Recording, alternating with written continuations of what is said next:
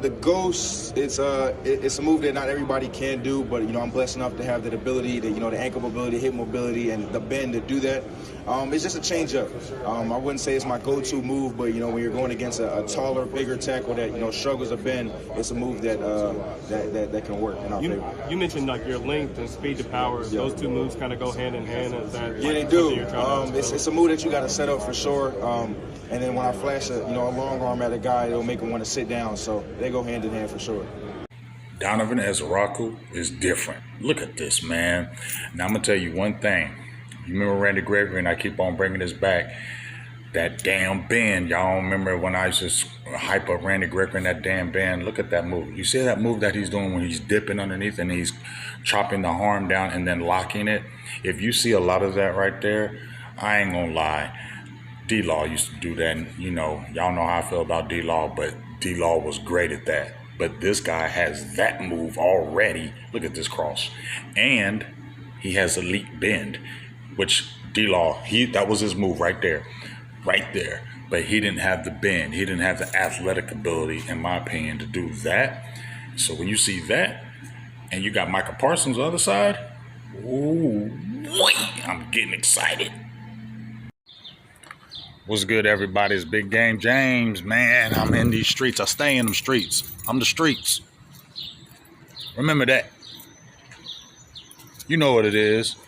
We dropping another video, doing the damn thing. And I just been dropping videos on players that I kind of feel like are going to do something this year, having an impact, whether it's draft, whether it's returning guys, whether it's under the radar. I've been having a real good time with it. Really appreciate everybody who's really been supporting my videos.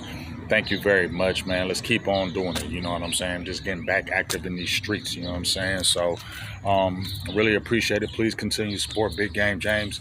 I got a new little profile coming up, pitch I got doing, and maybe doing some more new things. On may hit camp this year. I haven't been there in 3 years, but excitement's in the air. I really want to see Shotty live, and I really want to see George Pickens live. I ain't been to Cali in 3 years. My peoples is in Cali, San Diego. Juan, what's up with your dog? My dog Mel going back to Cali. We're gonna have to link up. So it's real high, me going back there. So anyway, this video today is about that second round draft pick, defensive end Donovan Ezeiruaku. Sorry about that. I apologize. That dude is good. Now, I know y'all heard it from 3,452 people already and seen 20 million videos on this dude already.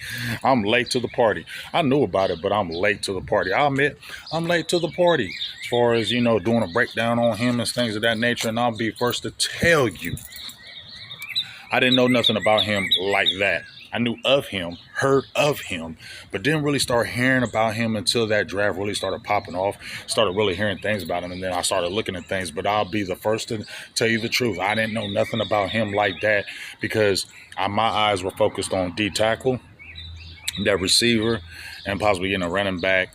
And then when that offensive lineman talk, so I thought an edge, definitely want to get an edge. But, you seen that they hit it. I thought they hit maybe an edge a little later. But you can't get mad at that pick at 44. That man is a dog, bro. Like, at least coming out of college, man. 16 and a half sacks, 65 pressures. You saw that video I just dropped. It's that bend. Like I told you about Randy Gregory, that damn bend. It's that damn bend. And I mentioned that move that he kept on doing where he comes up underneath, he dips, and then when that offensive lineman brings his arm down, he chops it and locks it. That was a D-Law move. I remember when he was training, when I first met B-Tuck, and Tuck was training Malik Collins. He was training D-Law. He was training Taco Charlton. That's when we first really started chopping it up. And, he was showing the moves that D-Law was doing. You know what I mean? D-Law was doing those particular moves, when in his videos. So that's how we really we started really kicking it. So when I seen that move, I said, damn, that made me think of him. And y'all know how I feel about D-Law, but I can't hate on him as far as what he did for Dallas. But he wasn't a sack guy. He was more pressure guy. When I see that move right there, and they've already talked about Ezeiruaku's two belt. He can hit you with that ghost move, that spin, you know, that lock, the rip, the dent, the bend, cross your face. I mean, he can set you up. He already has the ability in the college game to set you up with counter moves.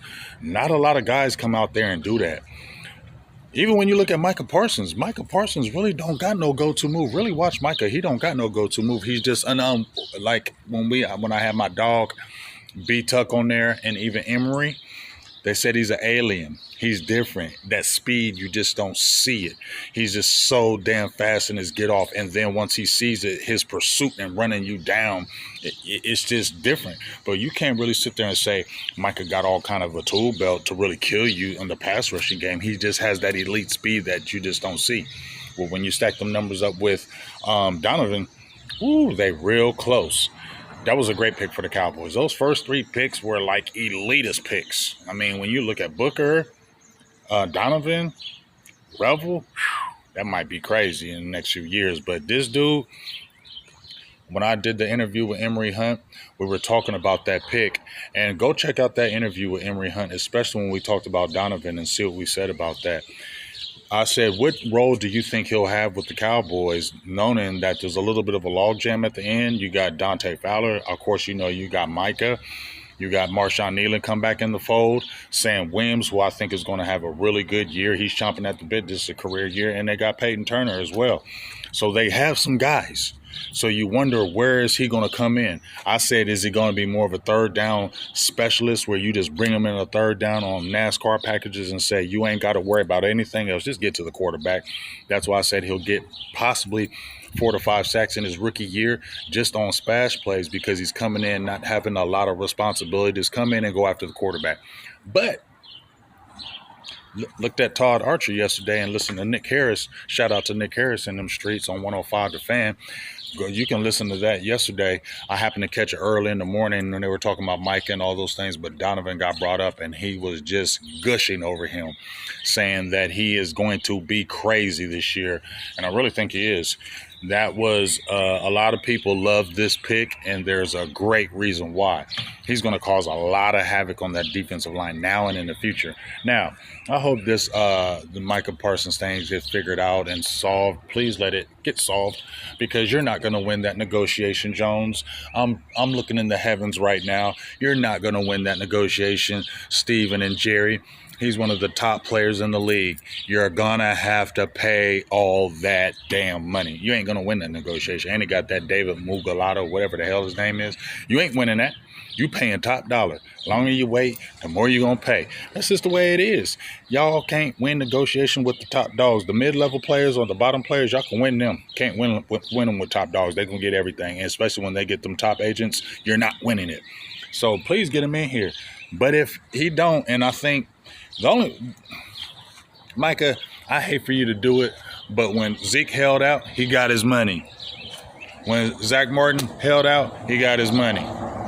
I don't want him to hold out because you got a whole new program, but maybe you need to hold out to make them force their hand and make you pay you now, because I want to see Parsons now with Donovan. I don't want no bumps in the road. I want to see them two on the opposite side, and you got Mike, and he's only 25 years old, and you're just now bringing Donovan. It's not like you're getting Donovan Ezeiruaku when Micah is like 28, 29. He is just about to hit his prime, and you're getting this dude with him too, and you got Fowler who go crazy.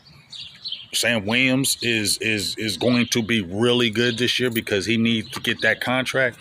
This all sets up for Dallas to go crazy like they did in that first year with Dan Quinn when they had all them damn sacks and pressures, because the thing I love about Ezeiruaku, just like Micah, he don't just pressure. And I said this was the frustrating thing I thought with D-Law. D-Law would get hella pressures, but he would always miss that damn sack, and it would piss me off. This dude, he going to pressure and sack, and that's what you love about Micah. He gets pressures and sacks. You love pressures. Get the quarterback off his spot, do all those type of things. But when you get the pressure and the sacks, that's when you're elite. You got two of them now.